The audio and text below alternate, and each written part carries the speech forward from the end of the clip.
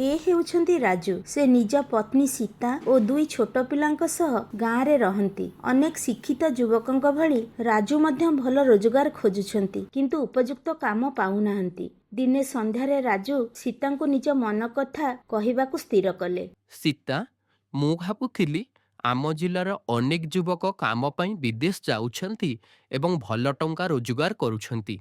हुएत मु मध्य रोजगार ପାଇଁ ବାହାରକୁ ଯିବାକୁ ଚେଷ୍ଟା କରିବା ଉଚିତ। ମୁଁ ବୁଝିପାରୁଛି ଯେ ଆମ ପିଲାମାନଙ୍କ ଭବିଷ୍ୟତ ପାଇଁ ଆମକୁ ଉତ୍ତମ ରୋଜଗାର ଦରକାର। କାମ ପାଇଁ ବିଦେଶ ଯିବା ବିଷୟରେ ମୁଁ କିଛି ଜାଣିନାହିଁ। ଆମେ କିପରି ଆରମ୍ଭ କରିବୁ? କିଏ ଆମକୁ ସଠିକ୍ ମାର୍ଗଦର୍ଶନ କରିବ? उत्तर खोजिया पई राजू बुली बुली गाँवर चा दुकान रे पहुँचिले। सेठारे से जणे ठक एजेंट को भेटिले। आपण दुबई जिबाकू चाहुछन्ती कि? मात्र 10 दिन रे मु सबु पिछि व्यवस्था करि परिबी। मात्र 50,000 टंका हिस्सा टिकेट चाकरी निश्चित। କିନ୍ତୁ ଏତେ ଶୀଘ୍ର ସବୁ କିଛି ବ୍ୟବସ୍ଥା କେମିତି କରିବେ? किपरि हबो से विषय चिंता करंतु नहीं। मते विश्वास करंतु तुमे 6 मासरे 2 लाख रोजगार करिवो। मो बहुत लोकों को विदेश पठीच। एजेंट का कथा सुनिकी राजू खुशी तो हेले किंतु तांको मन एबे भी अशांत थिला। सेही दिन संध्यारे से तांको गाँर जणे वयस्क व्यक्ति को भेटिले जे कि बहुत वर्ष जाई दुबई रे काम करुथिले। मौसा आपण दुबई रे काम करुथिले ना?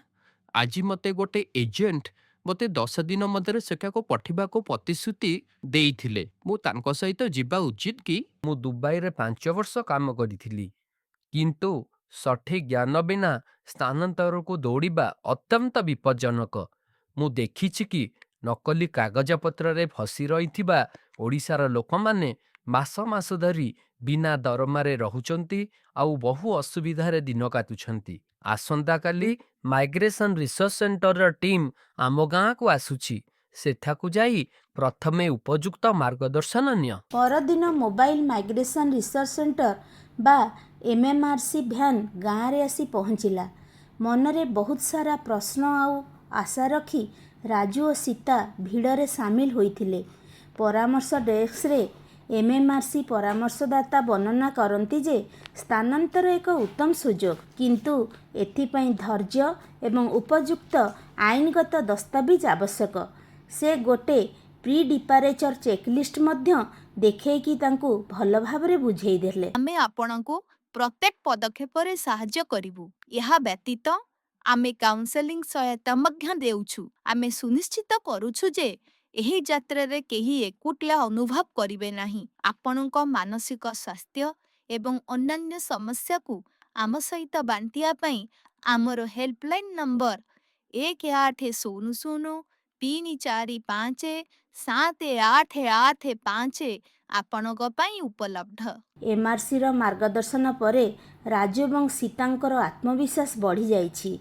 राजू प्रत्येक पदक्षेप को सठिक भाव में अनुसरण कले।